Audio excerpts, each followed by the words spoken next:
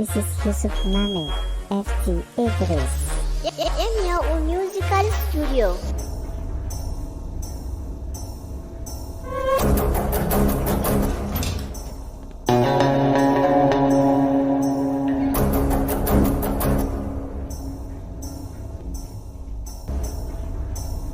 Studio.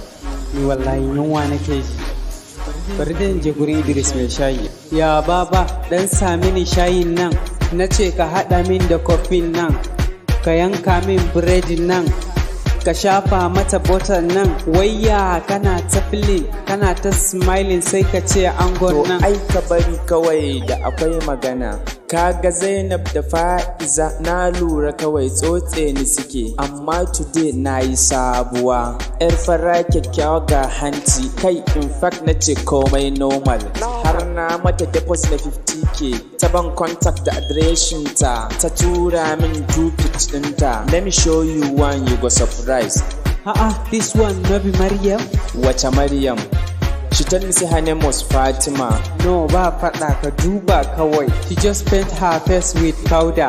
She now say her name was Fatima. I don't understand me ke faruwa. She just cheat you. She just hang you. She just come and do shakara for you. Kai, what about adireshin ta? No way, it is a wrong address. No way, it is a wrong address. Yusuf Mame on the big record. Emia Musical Studio.